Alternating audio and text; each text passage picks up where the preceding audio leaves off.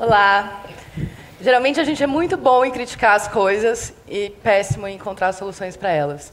Eu sou assim.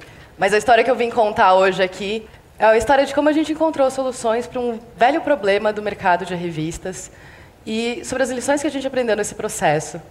E, mais ainda, sobre como a gente descobriu que, mesmo com muito pouco, é possível fazer muita diferença contra essa nossa ideia, geralmente, de que nem vale a pena tentar porque não vai dar em nada. Essas daqui são algumas das revistas mais vendidas do país. São revistas famosas, e eu estou falando das vendas avulsas, que são as vendas pessoais, as compras que vocês fazem na banca, no caixa do supermercado, na loja do posto de gasolina.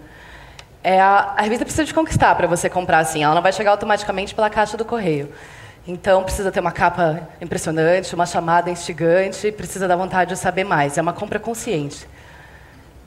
Olhem para elas e pensem um pouquinho qual será, entre todas elas, que mais vendeu em junho de 2009. E é surpreendente saber que não foi o casamento da Débora, nem o da Mônica, não foi o avião que caiu, nem o avião do Big Brother, 1001 ideias de sexo, não foram uniões dos negócios, não foram separações na Índia, não foi nem o Vampiro, nem o Michael. A revista que mais vendeu nesse período foi a Sorria. Essa revista que ninguém conhece, que não tem gente famosa na capa, não tem um assunto quente. Nesse período, ela vendeu 137 mil exemplares, o que, segundo o Instituto Verificador de Circulação, um órgão que audita as maiores publicações do país, indica que ela está em 8º lugar das maiores vendas avulsas. E não foi um mês de sorte esse junho. Na verdade, desde que ela foi lançada, ela está entre as maiores revistas vendidas em rua no país. E, bem, como que isso acontece quando você não está em banca, não tem assinaturas? Ela está nesse clube, mas ela é uma estranha no ninho. Ela não tem nenhuma pessoa famosa, não fala de assuntos quentes, ela não tem um público segmentado como donas de casa ou amantes de carros tunados. Ela é feita para e consumida por homens e mulheres de 18 a 80 anos de classe A, B e C. E é isso que é extraordinário sobre ela, na verdade. Não é o fato dela estar no ranking, mas ela ter chegado lá sem fazer nada certo. Enfim, em 2007, o GRAAC, o Grupo de Apoio ao Adolescente e à Criança com Câncer, uma organização não governamental que comanda o maior e melhor hospital de tratamento do câncer infantil no país, público, procurou a gente com um pedido, criar uma revista que ajudasse eles a angariar recursos e divulgar a causa. E a gente foi estudar o mercado para ver como a gente podia fazer isso. E absolutamente não conseguiu descobrir algo que pudesse funcionar nos modelos tradicionais. Então, a gente teve que se reinventar a forma de distribuir, de produzir, de financiar. E, nesse caminho, a gente também descobriu que não adianta só ter boas ideias. Elas quase nunca não funcionam, como Naked Bikers, por exemplo. Parece uma ideia bonita, experimentem andar pelados. Vocês vão descobrir que não é tão legal assim. Enfim, a gente, tradicionalmente, no Brasil, as revistas se sustentam de 3 maneiras: pela venda de anúncios, pela venda de exemplares e pela venda de assinaturas. Há várias maneiras de fazer isso, mas a gente não tinha estrutura para fazer assinaturas, telemarketing, maneiras de distribuir, então essa ideia estava fora. Depender da venda de anúncios também seria uma péssima ideia. A causa morte de 40% dos títulos que chegam às bancas todos os anos. Porque é isso que faz as revistas serem em dezembro bem gordas de anúncios, e em janeiro elas ficam magras, e aí, de repente, num mau mês, a gente simplesmente não ia conseguir pagar as contas e a revista não sairia. Bom, e depender da venda de exemplares nas bancas, também péssima ideia. Uma banca média hoje em São Paulo, vocês devem ter notado, embora nunca contado, tem em média 3.500 títulos lá dentro. E se já é difícil aparecer dentro desse mar de capas, chegar nele é pior ainda, porque só existe uma empresa distribuidora no país que cobra até 60% do preço de capa para levar a publicação às bancas. Então, isso contribui também para o fato de que o Brasil tem um dos preços mais caros de revista no mundo, hoje, em média, entre as revistas mais vendidas, de R$ 8,65. Algo que acaba excluindo muita gente. Enfim, como que a gente ia fazer sem nada disso? A gente, então, não queria ter assinaturas, nem vender anúncio, nem vender em banca, e queria que o GRAAC ganhasse dinheiro, e ainda tinha que pagar as suas contas. Com essa clássica pergunta que todo mundo faz quando tenta resolver um problema: como vou pagar as minhas contas fazendo essa mudança? A gente começou a construir o modelo da Sorria, e foi assim que ela nasceu. Primeiro, a gente jogou a receita velha fora. Ela não servia absolutamente para a gente. Decidiu que ela ia ser uma revista social. Não no sentido caras da palavra, mas porque 100% do valor de capa dela ia ser doado para o GRAAC.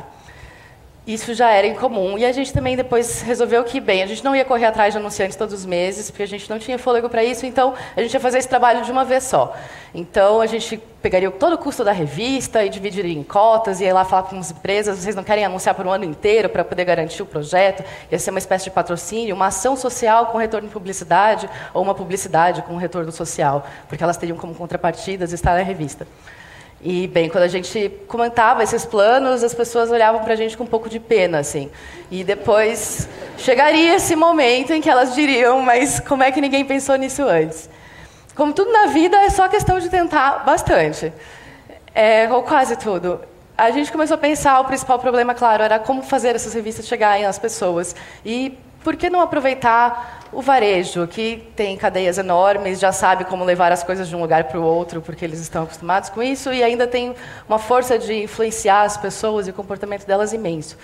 E, juntando todas essas ideias, surgiu esse modelo que a gente colocou em prática e chama de modelo de revista social multiplicadora, e que, enfim, na verdade, é um nome pomposo para uma coisa que só existe, por enquanto, ali, só existe a Sorria, até onde a gente sabe, no mundo com isso. E funciona assim. A gente tem um preço, custo da revista, que inclui a equipe, a impressão, também o lucro da editora, é dividido em cotas. Hoje são 5 bancadas por 5 empresas do ramo farmacêutico. E a gente vende ela num varejista, a Droga Raia, que é o único lugar onde vende, uma rede de farmácias que abraçou esse projeto e colocou a revista não como um produto a mais no balcão, mas como uma ação social. Ela não tem margem de lucro sobre as vendas e ela faz todos os funcionários apresentarem a revista para os clientes e fazem as pessoas se engajarem nisso. E, enfim, a gente conseguiu vender essa ideia, levou um ano para fazer as coisas, para convencerem as pessoas e desenhar esse modelo. E, bom, chegou lá. A Sorria foi lançada em março de 2008, bimestral, com uma tiragem de 120 mil exemplares, que se esgotou em 3 semanas. Hoje ela tem 140 mil exemplares e uma perda de encalhe de 3%. Na banca, em geral, uma revista encalha 60%. De cada 10 exemplares que vão para lá, só 4 são vendidos, o resto vira para de papel ou brinde. E é um grande feito, por isso que ela está naquele ranking. Mas é um feito que se deve às companhias. É um projeto que só aconteceu porque há muitos parceiros e todo mundo faz o que sabe fazer de melhor. E não só isso, mas todo mundo sai ganhando. Essa é a natureza dos projetos que funcionam, geralmente. São aqueles em que há um jogo de ganha-ganha. Como acontece aqui, as empresas estão bem porque elas ficam felizes porque elas têm uma ação social e que tem retorno em publicidade, e a gente ainda multiplica o dinheiro que elas colocam, porque se elas doassem diretamente para o GRAC, bom, elas estariam doando diretamente para o GRAC. Como elas doam para a gente, primeiro, a gente vende a revista por mais caro do que ela custa, então, com a velha lógica capitalista, a gente faz esse bolo crescer. E para o terceiro setor é incrível, porque afinal eles estão ganhando renda e divulgando a causa, sem ter que passar o pires, como sempre, sem dar nada em troca. E é incrível para o mercado de publicitário e editorial, porque tem aí uma nova possibilidade de fazer grande mídia, que fala com muita gente, e com um sentido bem maior do que só o lucro. É ótimo também para as pessoas que compram a revista e, com isso, se ajudam o GRAC e acabam sendo ajudadas, porque o conteúdo dela é bacana. O fato de a gente chegar pagos à banca permite que a gente, a loja, permite que a gente se livre de muitas amarras comerciais, e por isso a gente não precisa ter muitas capas que façam sentido. Enfim, a gente acaba percebendo, depois que o projeto deu certo, como é simples, na verdade, mudar. As pessoas perguntavam, mas por que ninguém fez isso antes? Por que as pessoas imprimem tanto? Poxa, a gente vende 136 mil exemplares, em média, por edição, estando em 270 farmácias. Em geral, as revistas que estão em banca estão em 30 mil bancas, mais pontos de vendas, como livrarias e tal. A gente faz um efeito muito grande, estando em muito pouco. Dessa outra série pequena, porém eficiente, é o fato de que uma edição da nossa revista custa R$190 mil. E são pagos por cotas pelas empresas que, na verdade, estão ali fazendo uma ação de publicidade. E no ano passado, as empresas brasileiras gastaram R$1 bilhão e 800 milhões em publicidade de revista. Se 1% desse valor fosse gasto em publicidade social, como a gente chama isso, haveria outras 15 revistas como a Sorria, com esse porte. Revistas que têm um impacto imenso, porque elas são de outra fonte de informação, elas falam sobre o que importa, e, enfim, elas não precisam se prender às coisas de sempre, e ainda tem o potencial de arrecadar milhões para causas que são importantes, e democratizando o acesso à informação, porque elas custam muito pouco. A gente, quando lançou a revista, ela custava R$2,50, continuou custando isso até hoje. Com essa venda enorme, a gente conseguiu fazer um efeito mágico, assim. São 1.200.000 revistas vendidas até agora. A gente paga PIS e COFINS e, fora isso, é tudo doado para o GRAAC. Significam 2.800.000 reais doados até agora para essa causa. E que é algo bem grande. Enfim, a gente fica achando que só grandes empresas podem fazer grandes coisas. É verdade, elas têm um poder, pelas escolhas delas, de fazer transformações absurdas. Mas a gente também pode fazer. No caso do GRAAC, por exemplo, são os 3 maiores patrocinadores, entre eles estão a American Express, que é uma das maiores empresas do mundo, e por causa de um programa que as pessoas trocam pontos do seu cartão por doação, eles doaram 1.100.000 ano passado para o GRAAC. O maior doador de todos é o McDonald's, que usa a influência dele, essa marca, para fazer o Mac Dia Feliz, que todo ano, em agosto, tem um dia em que os Big Macs viram doação para o GRAAC. Foram 6 milhões entre 2008 e 2009. Mas entre esses 3 ganhadores, entre os top 3 aqui, tem uma empresa me simpatia, assim, porque, assim, a gente não tem muitos números para colocar aqui. 100% das pessoas que trabalham lá têm menos de 30 anos, no nosso grande, belíssimo escritório. Mas, mesmo assim... Obrigada.